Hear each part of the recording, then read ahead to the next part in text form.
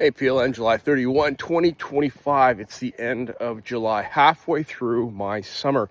Some of you are headed back to school pretty quick because you started your summer nearly a month before but anyhow, regardless, here we are, and we have to face some changes because we like things the way they are right now. This morning I got up early and I drank a cup of coffee and I'm like, do I feel like going for a walk? And I'm like, no, not really. But you know what? I did. I got out the door and I'm thankful that I did because I am doing something about my day. It's just walking, but it's one of those consistent things that I do in my day. I listened to episode 130 of Evolving with Gratitude with Lainey Rowell as she brings us a solo episode entitled Why Change is Psychologically Costly and What we can do about it. So, we talk about being change agents. We talk about how we need to make changes and keep moving forward and embracing change.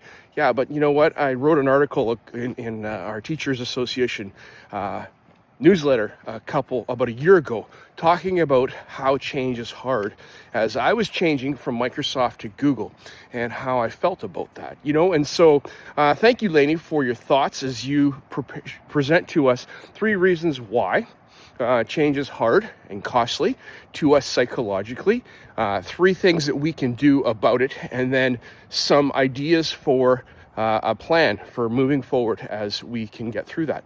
One of them that I thought was great that you mentioned for why it's hard is that we are efficiency machines. We like it being efficient. We like it the way it is, and we're good at doing things efficiently. And we have to change that process. We find it challenging.